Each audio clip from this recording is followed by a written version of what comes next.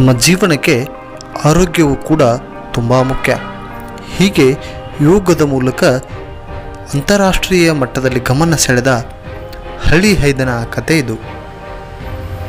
ಯೋಗದ ಮೂಲಕ ನಮ್ಮ ಆರೋಗ್ಯದ ಚೇತರಿಕೆ ಆಗುತ್ತಿರುವುದು ನಮ್ಮೆಲ್ಲರಿಗೆ ಗೊತ್ತಿರುವ ವಿಷಯ. ಹೀಗೆ ಯೋಗದ ಅಭ್ಯಾಸದ ಮೂಲಕವೇ ಎಲ್ಲರ ಮನಗೆದ್ದವರು ಮಲ್ಲಿಕಾರ್ಜುನ್ ಅವರು. ನಮಸ್ಕಾರ. ಶೇಖರ್ ಹೊರಪೇಟೆ ಅಂತ ಹೇಳಿ ಹಗರಿಬೊಮ್ಮನಹಳ್ಳಿಯ ಕ್ಷೇತ್ರ ಶಿಕ್ಷಣಾಧಿಕಾರಿ ಕೆಲಸ ಮಾಡ್ತಾ ಇದ್ದೇನೆ.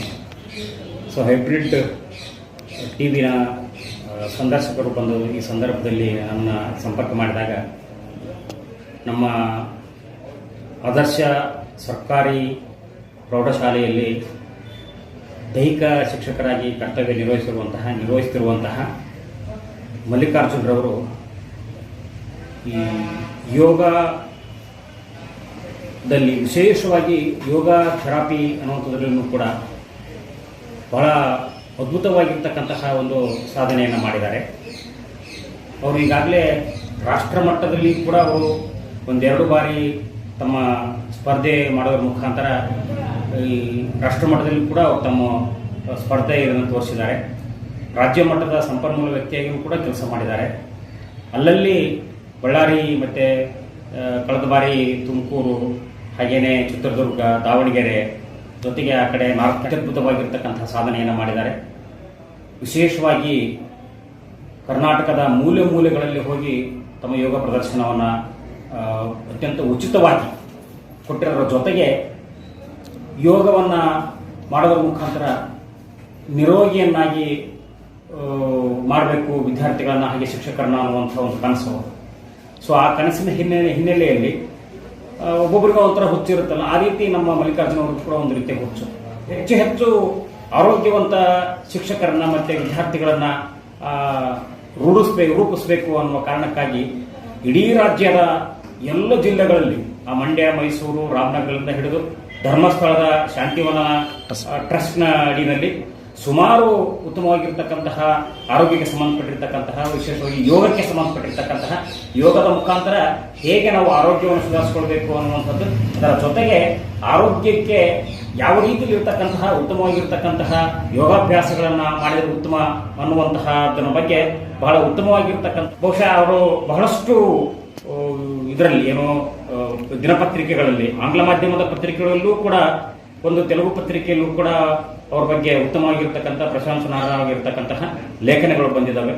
ಸ್ವತಃ ಯೋಗದ ಅಭ್ಯಾಸದ ಜೊತೆಗೆ ಇನ್ನೂ ಕೆಲವಿಷ್ಟು ಉತ್ತಮವಾಗಿರ್ತಕ್ಕಂತಹ ಆಯುರ್ವೇದೀಯ ಸಸ್ಯಗಳ ಬಗ್ಗೆಯೂ ಕೂಡ ಅವರಿಗೆ ಒಂದಿಷ್ಟು ಅದರ ಬಗ್ಗೆ ಉತ್ತಮವಾಗಿರ್ತಕ್ಕಂಥ ಜ್ಞಾನವನ್ನು ಹೊಂದಿದ್ದಾರೆ. ಯಾವ್ಯಾವ ರೋಗಗಳಿಗೆ ಯಾವ್ಯಾವ ಯೋಗಗಳನ್ನು ಮಾಡಿದರೆ ನಾವು ಆರೋಗ್ಯವನ್ನು ಚೆನ್ನಾಗಿಟ್ಕೋಬಹುದು ಅನ್ನುವಂತಹದ್ರ ಬಗ್ಗೆ ಬಹಳಷ್ಟು ಜನ, ಕೆಲವಿಷ್ಟು ರೋಗಿಗಳಾದಂಥವ್ರಿಗೆ ಯೋಗ ಮಾಡೋದ್ರ ಮುಖಾಂತರ, ಯೋಗ ಥೆರಪಿಯ ಮುಖಾಂತರ ಅವರಿಗೆ ಉತ್ತಮವಾಗಿರ್ತಕ್ಕಂತಹ ಆರೋಗ್ಯವನ್ನು ಪಡ್ಕೊಳ್ಳೋದಕ್ಕೆ ಅವರು ಸಹಕಾರಿ ಮಾಡಿದ್ದಾರೆ.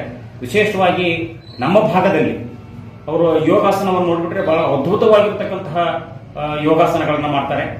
ನಮ್ಮ ಈ ಒಂದು ಹೈದರಾಬಾದ್ ಕರ್ನಾಟಕ ಪ್ರದೇಶದಲ್ಲಿ, ಕೊಪ್ಪಳ ಆಗಿರ್ಬೋದು, ಬಳ್ಳಾರಿ ಆಗಿರ್ಬೋದು, ರಾಯಚೂರು ಆಗಿರ್ಬೋದು, ಈ ಭಾಗದಲ್ಲಿ ಬಹಳಷ್ಟು ಸರ್ಕಾರಿ ಪ್ರೌಢಶಾಲೆ, ಕಾಲೇಜುಗಳು, ಹಾಗೇನೆ ಕೆಲವಿಷ್ಟು ಈ ಯೋಗ ತರಬೇತಿಗಳೆಲ್ಲ ವಿಶೇಷವಾಗಿ ಅವರನ್ನ ಕರೆಸ್ತಾರೆ. ಸೊ ಅವರೆಲ್ಲರೂ ಕೂಡ ಯೋಗ ಪ್ರದರ್ಶನವನ್ನು ಮಾಡ್ತಾ ಇದ್ದಾರೆ. ಇವರ ಈ ಒಂದು ಯೋಗ ಬಗ್ಗೆ ಇರತಕ್ಕಂತಹ ಒಂದು ಕಲ್ಪನೆಯನ್ನ ನಮ್ಮಲ್ಲಿರ್ತಕ್ಕಂತಹ ವಿಶೇಷವಾಗಿ ಯುವಕರು, ವಿದ್ಯಾರ್ಥಿಗಳು, ಎಲ್ಲ ವಯಸ್ಸಿನವ್ರೂ ಕೂಡ ಅವರಿಂದ ನಾವು ಒಂದು ಏನೋ ಲಾಭವನ್ನು ಪಡ್ಕೊಳ್ಬೇಕಾಗಿದೆ, ಪಡ್ಕೊಳ್ಬೇಕು ಕೂಡ. ಸೊ ಅಂತಹ ಒಂದು ವ್ಯಕ್ತಿತ್ವವನ್ನು ಹೊಂದಿರತಕ್ಕಂತಹ ಮಲ್ಲಿಕಾರ್ಜುನರವರು ನಮ್ಮ ಬಳ್ಳಾರಿ ಜಿಲ್ಲೆಯಲ್ಲಿ ಅತಿ ಹೆಚ್ಚು ಕ್ರಿಯಾಶೀಲವಾಗಿ ಕೆಲಸ ಮಾಡ್ತಾ ಇರುವಂಥದ್ದು ನಮ್ಮೆಲ್ಲರಿಗೂ ಕೂಡ ಒಂದು ಉತ್ತಮವಾಗಿರ್ತಕ್ಕಂತಹ ಒಂದು ಪ್ರೇರೇಪಣೆ ಅಂತ ಹೇಳಿ ನಾನು ಭಾವಿಸ್ತಾ ಇದ್ದೀನಿ. Thank you. ಆತ್ಮೀಯರೇ, ಎಲ್ಲರಿಗೂ ಕೂಡ ನಮಸ್ಕಾರ.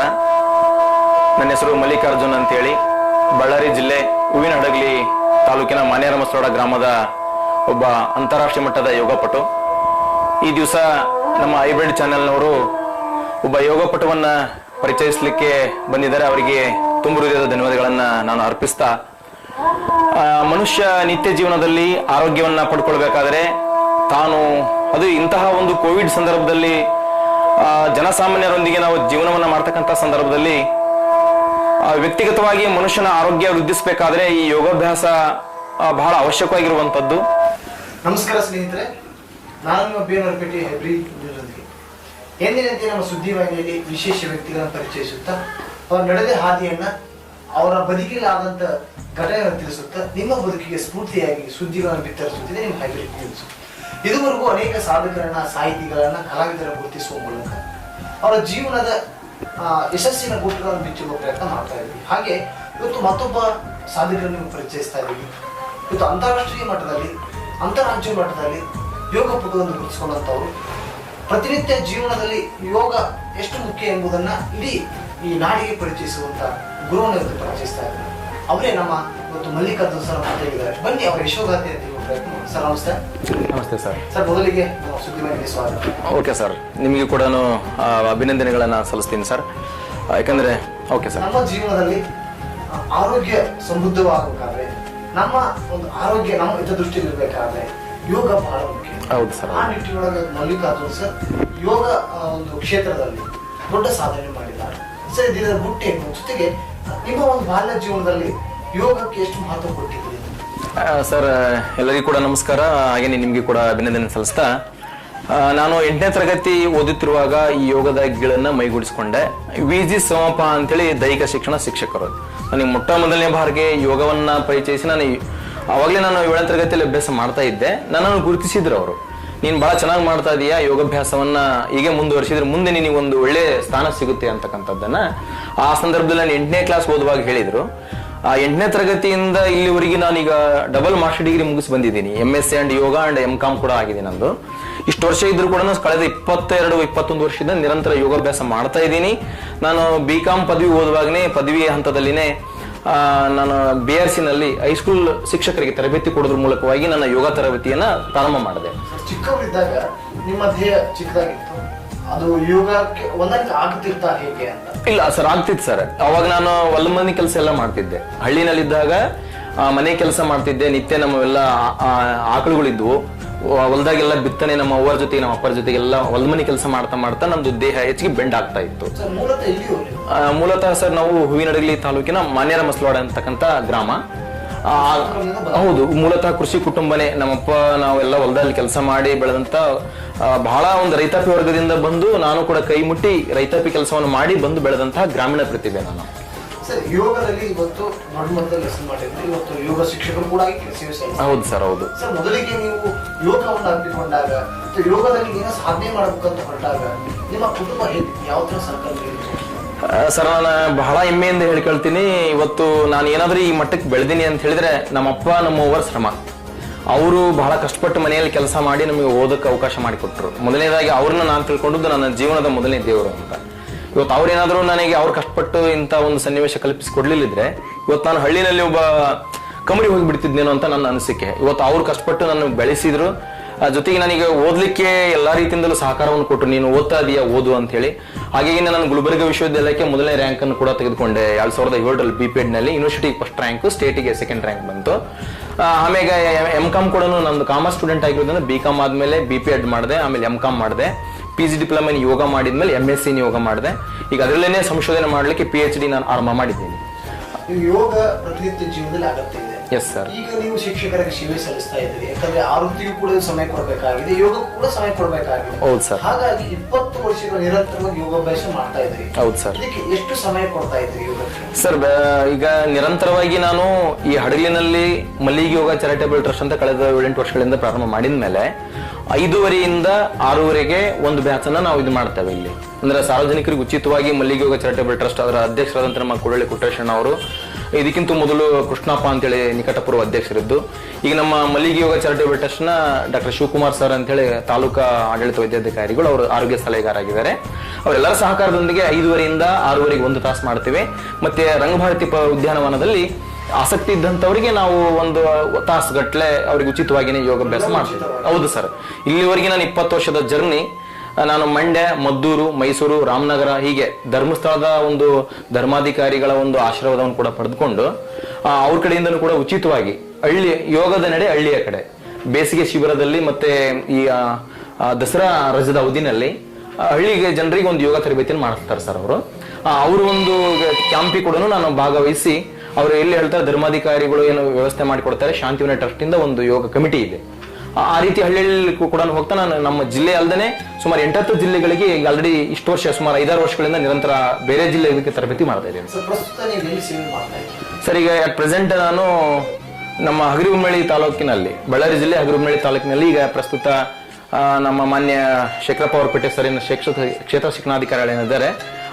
ಆದರ್ಶ ವಿದ್ಯಾಲಯ, ಸರ್ಕಾರಿ ಆದರ್ಶ ವಿದ್ಯಾಲಯದಲ್ಲಿ ದೈಹಿಕ ಶಿಕ್ಷಣ ಶಿಕ್ಷಕರಾಗಿ ಜೊತೆಗೆ ಯೋಗ ತರಬೇತಿದಾರನಾಗಿ ಅಲ್ಲಿ ಸರ್ಕಾರಿ ಸೇವೆಯನ್ನು ಸಲ್ಲಿಸ್ತಾ, ಜೊತೆಗೆ ನಾನು ಬಿಡುವಿನ ವೇಳೆಯಲ್ಲಿ ಈ ರೀತಿ ಯೋಗದ ಮಾಹಿತಿಯನ್ನ, ಯೋಗದ ಅನೇಕ ಸಂದೇಶಗಳನ್ನ ಒಂದು ವಾಟ್ಸಪ್ ಗ್ರೂಪ್ ಮೂಲಕ ಜನಸಾಮಾನ್ಯರಿಗೆ ಯಾರು ಎಲ್ಲಿ ಹೇಳ್ತಾರೋ ಅಲ್ಲಿ ಕೂಡ NSS ಶಿಬಿರ, NCC ಶಿಬಿರಗಳಿಗೆ, ಹೀಗೆ ಎಲ್ಲಿ ಒಂದು BPEd BEd ಇಂಥ ಒಂದು ಪೌರತ್ವ ತರಬೇತಿ ಶಿಬಿರಕ್ಕೆ ಕರೆದ್ರೆ, ಮತ್ತೆ ನಮ್ಮ ನಂದಿಹಳ್ಳಿ ಏನು ಕೃಷ್ಣದೇವರಾಯ ವಿಶ್ವವಿದ್ಯಾಲಯದ ನಂದಿಹಳ್ಳಿ ಒಂದು ಸೆಂಟರ್ ಏನಿದೆ, ಸ್ಟಡಿ ಸೆಂಟರ್, ಅಲ್ಲಿ ಕೂಡ NSS ಘಟಕಕ್ಕೆ ಹೋಗಿ ಉಪನ್ಯಾಸವನ್ನು ಕೂಡ ನಾನು ವಿಶ್ವವಿದ್ಯಾಲಯ ಮಟ್ಟದಲ್ಲಿ ಕೂಡ ಉಪನ್ಯಾಸವನ್ನು ಮಾಡಿದ್ದೀನಿ ಸರ್. ಇವತ್ತು ಇಷ್ಟೆಲ್ಲ ಯೋಗದಿಂದ ಇಷ್ಟೆಲ್ಲ ಉಪಯೋಗದಿಂದ ಗೊತ್ತಿದ್ರು ಕೂಡ ಎಲ್ಲೋ ಒಂದ್ ಕಡೆ ಯುವಕರ ಮನಸ್ಸು ಮಾಡ್ತಾ ಇದೆ, ಯಾಕಂದ್ರೆ ದೇಹ ದಂಡಿಸಬೇಕಾಗುತ್ತೆ ಅನ್ನೋ ಕಾರಣದಿಂದ. ಹೌದು ಸರ್, ಹೌದು. ಏನಿರ್ಬೋದು ಅಂತ ಸರ್, ಮೊದಲನೇದಾಗಿ ನಾನು ಹೇಳ್ತಕ್ಕಂಥದ್ದು ಇಲ್ಲಿ ಮನಸ್ಸು ಮತ್ತೆ ಆಸಕ್ತಿ ಇಂಪಾರ್ಟೆಂಟ್. ಇವತ್ತು ಮನುಷ್ಯ ಆಸಕ್ತಿ ಇಲ್ಲದೆ ಹೊರತು ಏನನ್ನು ಕೂಡ ಕಲೀಲಿಕ್ಕೆ ಆಗಲ್ಲ. ಇವತ್ತಿನ ಒಂದು ದಿನಮಾನಗಳಲ್ಲಿ ನಾವು 24 ಗಂಟೆ ಮೊಬೈಲ್ ಅನ್ನು ನೋಡಿ ಸಮಯ ಹಾಳು ಮಾಡ್ತೀವಿ. ಆದ್ರೆ ನಾನು ಆರೋಗ್ಯಯುತವಾಗಿ ನೀವು ಯೋಗ ಹೇಳ್ಕೊಡ್ತೀನಿ ಬರೀ ಅಂತ ಹೇಳಿದ್ರೆ ಅರ್ಧ ಗಂಟೆ ಅಥವಾ 1 ತಾಸು ಯಾರು ಅಷ್ಟು ಇಚ್ಛೆ ಪಟ್ಟು ಬರೋಲ್ಲ. ಒಂದು ಇವತ್ತಿನ ಜಾಯಮಾನ ಹೆಂಗ್ ಬೆಳೀತಾ ಇದೆ ಯುವ ಪೀಳಿಗೆ ಅಂತ ಹೇಳಿದ್ರೆ, ಎಲ್ಲೋ ನಾನು ಅಬ್ಸರ್ವ್ ಮಾಡ್ದಂಗೆ ಮಾನವೀಯ ಮೌಲ್ಯಗಳು ಬಹಳ ದೂರ ಆಗ್ತಾ ಇದಾವೆ. ಯಾಕಂದ್ರೆ ಅವ್ರ ತಂದೆ ತಾಯಿಗಳಿಗೆ ಗೌರವ ಕೊಡ್ತಾ ಇಲ್ಲ, ಅವ್ರ ಸಂಬಂಧಗಳು ದೂರ ಆಗ್ತಾ ಇದಾವೆ. ಈ ರೀತಿ ಮನುಷ್ಯನ ಒಂದು ಮನಸ್ಥಿತಿಯನ್ನ ಆ ರೀತಿ ಮೊಬೈಲ್ಗೆ ಅಡಾಪ್ಟ್ ಆಗಿದ ಮೇಲೆ ಏನಾಗಿದೆ, ಆಸಕ್ತಿ ಕುಂದುತ್ತಾ ಇದೆ. ಈಗ ನನ್ನ ಆರೋಗ್ಯ ಚೆನ್ನಾಗಿ ಇಂಪ್ಲಿಮೆಂಟ್ ಆಗ್ಬೇಕು, ನಾನು ಅದು ಆಗ್ಬೇಕಂದ್ರೆ ಯೋಗಕ್ಕೆ ನಾನು ಹೋಗ್ಬೇಕಂತಕ್ಕಂಥ ಮನಸ್ಸು ಅವರಲ್ಲಿ ಬಂದ್ರೆ ಅದು ಬೇಕಾದಿರ್ಲಿ ಬರ್ತಾರೆ. ಅದೇ ಒಂದು ಹೊಸ ಫಿಲಿಂ ಬಿಡುಗಡೆ ಆಯ್ತು ಅಂತ ಹೇಳಿದ್ರೆ ಅಲ್ಲಿ ಹೊಡೆದಾಡಿ ಕಿವುತ ನಿಂತು ಟಿಕೆಟ್ ತಗೊಂಡು ಸಿನಿಮಾ ನೋಡ್ತಾರೆ. ಆದ್ರೆ ನಾನು ಇವತ್ತು ಉಚಿತವಾಗಿ ಹೇಳ್ಕೊಡ್ತೀನಿ ಬರ್ರಿ ಅಂತಂದ್ರೆ ಕೂಡ ಬೆರಳೆಣಿಕೆ ಅಷ್ಟು ಜನ ಬಂದು ಕಲಿತಾ ಇರ್ತಕ್ಕಂಥದ್ದು ವಿಷಾದಿನ. ಹೌದೌದು, ಆಲಸ್ಯ ಮತ್ತೆ ವ್ಯಕ್ತಿಗತವಾಗಿ ಆಸಕ್ತಿ ಇಲ್ಲ ಅಂತ ಸರ್ ನನ್ನ ಅನಿಸಿಕೆ.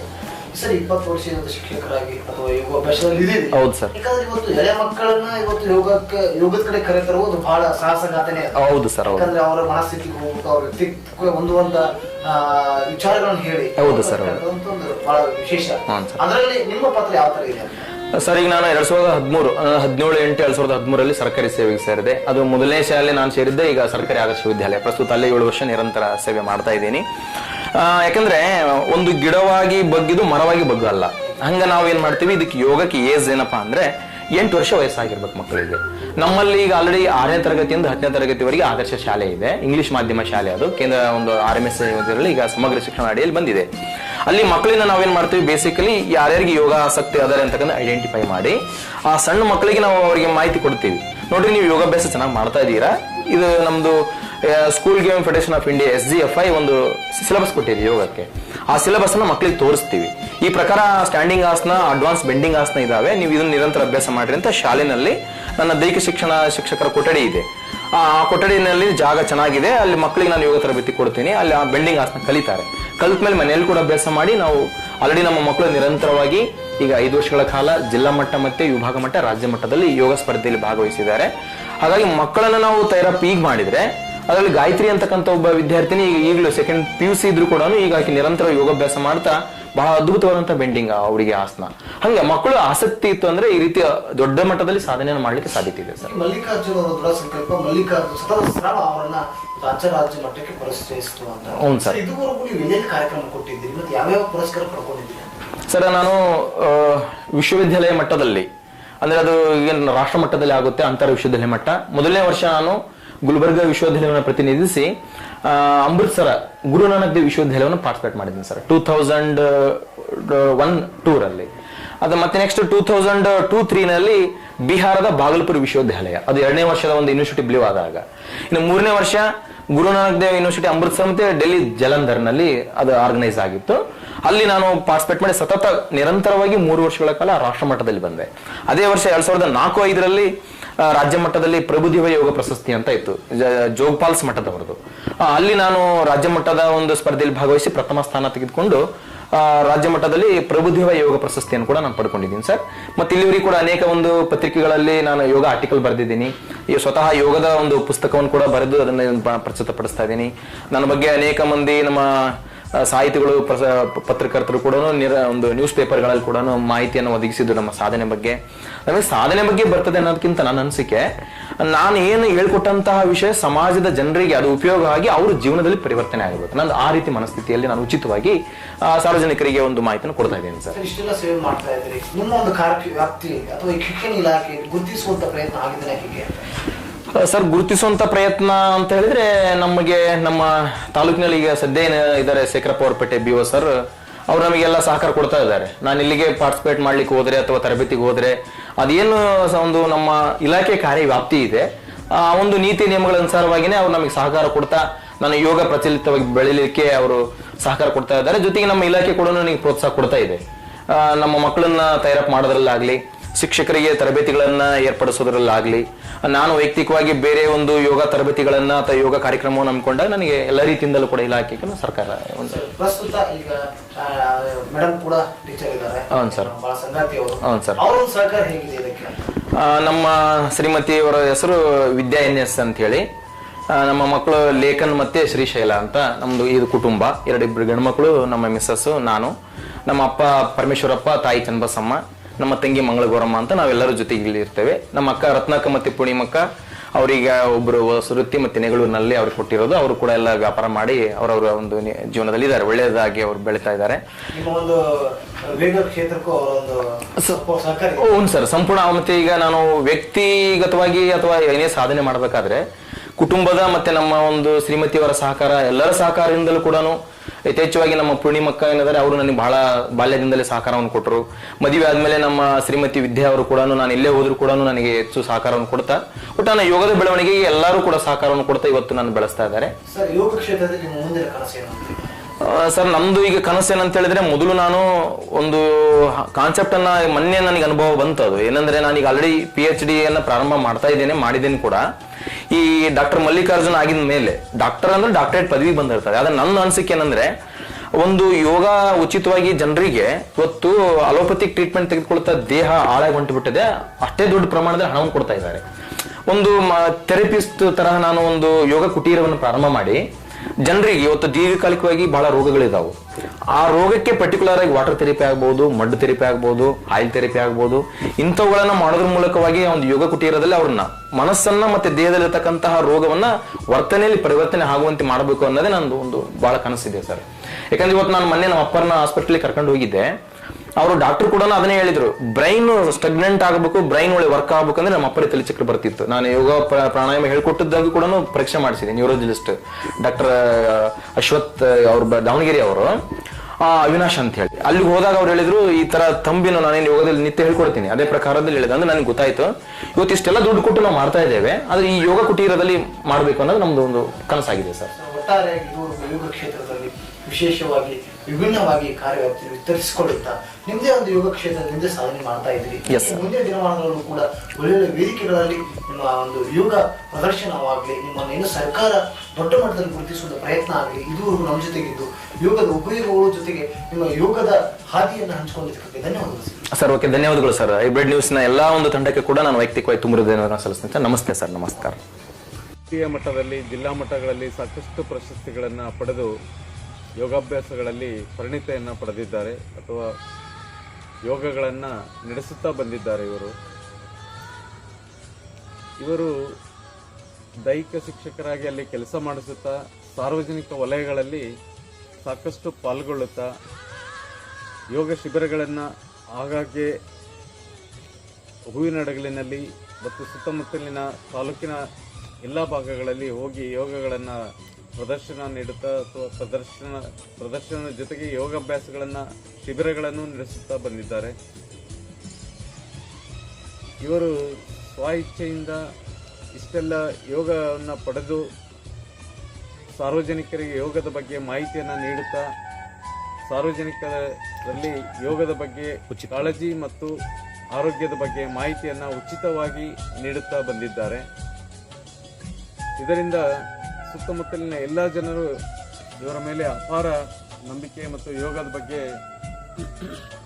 ಕಾಳಜಿ ಅಂತಂದ್ರೆ ಮಲ್ಲಿಕಾರ್ಜುನ್ ಅಂತಕ್ಕಂಥ ಭಾವನೆಯಿಂದ ನಡೆದುಕೊಂಡು ಬಂದಿದ್ದಾರೆ. ಇವರು ಯೋಗಾಭ್ಯಾಸವನ್ನ ರಾಷ್ಟ್ರ ಮಟ್ಟದಲ್ಲಿ ಮತ್ತು ಅಂತಾರಾಷ್ಟ್ರೀಯ ಮಟ್ಟದಲ್ಲಿ ಮತ್ತು ರಾಜ್ಯ ಮಟ್ಟದಲ್ಲಿ ಇವರನ್ನ ಗುರುತಿಸಬೇಕು. ಇವರು ಪ್ರಶಸ್ತಿಗೆ ಅರ್ಹರಾಗಂತೆ ಇದ್ದಾರೆ. ಈ ಥರ ಕಾರ್ಯಗಳನ್ನು ಉಚಿತವಾಗಿ ನಿರ್ವಹಿಸತಕ್ಕಂಥ ಏಕೈಕ ವ್ಯಕ್ತಿಯಾಗಿ ಕಳೆದ 23 ವರ್ಷಗಳಿಂದ ಸತತವಾಗಿ ಹಗರಿಬೊಮ್ಮನಹಳ್ಳಿ, ಹಡಗಲಿ ಮತ್ತು ರಾಜ್ಯ ಮಟ್ಟ, ಜಿಲ್ಲಾ ಮಟ್ಟದಲ್ಲಿ ನಿರ್ವಹಿಸಿಕೊಂಡು ಬಂದಿದ್ದಾರೆ. ಇವರ ಯೋಗ ಪ್ರತಿಭೆಯನ್ನು ರಾಜ್ಯ ಸರ್ಕಾರವು ಮತ್ತು ಕೇಂದ್ರ ಸರ್ಕಾರವು ಗುರುತಿಸಿ ಇವರಿಗೆ ಅಭಿನಂದನೆಗಳನ್ನು ಅಥವಾ ಪ್ರಶಸ್ತಿಗಳನ್ನು ಕೊಡಬೇಕು.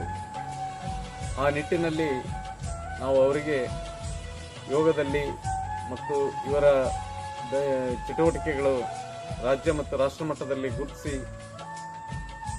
ಯೋಗ ಪರಿಶ್ರಮಕ್ಕೆ ಪಟ್ಟಿರ್ತಕ್ಕಂಥ ಪ್ರತಿಫಲ ದೊರೆಯಲಿ ಅಂತ ಆಶಿಸ್ತಾ ಒಂದೆರಡು ಮಾತುಗಳನ್ನು ಮುಕ್ತಾಯಗೊಳಿಸ್ತಾರೆ. ನಮಸ್ಕಾರ. ಇವತ್ತು ಮಲ್ಲಿಗೆ ನಾಡಿನ ಹೆಮ್ಮೆಯ ಪ್ರತಿಭೆ ಶ್ರೀಯುತ ಮಲ್ಲಿಕಾರ್ಜುನ್ ಸರ್ ಅವರ ಬಗ್ಗೆ ನಾನು ನನ್ನ ಮನದಾಳದ ಮಾತನ್ನು ಹೇಳೋದಕ್ಕೆ ಬಯಸ್ತೀನಿ. ಶ್ರೀಯುತ ಮಲ್ಲಿಕಾರ್ಜುನ್ ಸರ್ ಅವರು ಕಳೆದ 20 ವರ್ಷಗಳಿಂದ ಯೋಗ ಒಂದು ಕ್ಷೇತ್ರದಲ್ಲಿ ಅದ್ವಿತೀಯವಾದಂತಹ ಸಾಧನೆಯನ್ನು ಮಾಡಿದ್ದಾರೆ. ಅವರು ವೃತ್ತಿಯಲ್ಲಿ ಶಿಕ್ಷಕರಾಗಿದ್ದರೂ ನಮ್ಮ ತಾಲೂಕು ಮತ್ತು ಇಡೀ ಜಿಲ್ಲೆಯಾದ್ಯಂತ ಅನೇಕ ಸಮಾಜ ಉಪಯೋಗಿ ಕೆಲಸಗಳನ್ನು ಮಾಡ್ತಾ ಭಾಳಷ್ಟು ಜನರಿಗೆ ಯೋಗ ತರಬೇತಿಗಳನ್ನು ನೀಡ್ತಾ ಬಂದಿದ್ದಾರೆ. ಆ ಮೂಲಕ ನಾನು ಕಂಡಂತೆ ಹಡಗಲಿ ತಾಲೂಕಿನಲ್ಲಿ ಸುಮಾರು 5 ವರ್ಷಗಳಿಂದ ನಾನು ಈ ಒಂದು ಸರ್ ಅವರ ಯೋಗ ತರಬೇತಿಗಳನ್ನು ನಾನು ನೋಡಿದ್ದೀನಿ, ಕಂಡಿದ್ದೀನಿ. ಆ ಮೂಲಕ ಸಮಾಜಕ್ಕೆ ತಮ್ಮದೇ ಆದಂತಹ ಒಂದು ಸಲಹೆ, ಸೂಚನೆ, ಮಾರ್ಗದರ್ಶನವನ್ನು ಮಾಡ್ತಾ ಯೋಗ ಅಭ್ಯಾಸ ಮಾಡೋದ್ರ ಮೂಲಕ ಸ್ವಚ್ಛ ಮತ್ತು ಸ್ವಾಸ್ಥ್ಯ ಸಮಾಜವನ್ನು ನಿರ್ಮಾಣ ಮಾಡೋದಕ್ಕೆ ತಮ್ಮದೇ ಆದಂತಹ ಒಂದು ಕೊಡುಗೆಯನ್ನು ಕೊಟ್ಟಿರ್ತಕ್ಕಂಥದ್ದು ನಾನು ಗಮನಿಸಿದ್ದೀನಿ. ಇದ್ರ ಜೊತೆಗೆ ಈಗಾಗಲೇ ಯೋಗ ಕ್ಷೇತ್ರದಲ್ಲಿ PhD ಅನ್ನು ಕೂಡ ಅವರು ಮಾಡೋದಕ್ಕೆ ಪ್ರಾರಂಭಿಸಿದ್ದಾರೆ. ಇದ್ರ ಜೊತೆಗೆ ನಮ್ಮ ತಾಲೂಕಿನ ಅನೇಕ ಒಂದು ಕಾರ್ಯಕ್ರಮಗಳಲ್ಲಿ ಯೋಗದ ಅಭ್ಯಾಸವನ್ನು ಮಾಡ್ತಾ ತರಬೇತಿಯನ್ನು ನೀಡ್ತಾ ನಮ್ಮ ಶಿಕ್ಷಕರು ಸೇರಿದಂತೆ ನಮ್ಮ ತಾಲೂಕಿನ ಎಲ್ಲ ನಾಗರಿಕರಿಗೆ ಉಚಿತವಾಗಿ ಯೋಗವನ್ನು ಕಲಿಸ್ತಾ ಆ ಮೂಲಕ ಒಂದು ಸ್ವಸ್ಥ ಹಾಗೂ ಒಂದು ಆರೋಗ್ಯವಂತ ಸಮಾಜವನ್ನು ಕಟ್ಟೋದಕ್ಕೆ ತಮ್ಮದೇ ಆಗಿರ್ತಕ್ಕಂತಹ ಒಂದು ಸ್ಮರಣೀಯ ಒಂದು ಕೊಡುಗೆಯನ್ನು ಕೊಡ್ತಾ ಇರ್ತಕ್ಕಂಥ ಮಲ್ಲಿಕಾರ್ಜುನ್ ಸರ್ ಅವರ ಒಂದು ಯೋಗ ಒಂದು ಸಂಶೋಧನೆ ನಿರಂತರವಾಗಿ ಮುಂದುವರಿಲಿ. ಆ ಮೂಲಕ ನಮ್ಮ ತಾಲೂಕಿನ ಎಲ್ರಿಗೂ ಕೂಡ ಅವರ ಒಂದು ಅನುಭವ ಸಿಗಲಿ, ಎಲ್ಲರೂ ಕೂಡ ಆರೋಗ್ಯವಂತರಾಗಲಿ. ಅದಕ್ಕೆ ಅವ್ರದ್ದೇ ಆದಂಥ ಕೊಡುಗೆ ಇದೆ. ಸರ್ ಅವರಿಗೆ ಹೃತ್ಪೂರ್ವಕವಾದಂಥ ಕೃತಜ್ಞತೆ.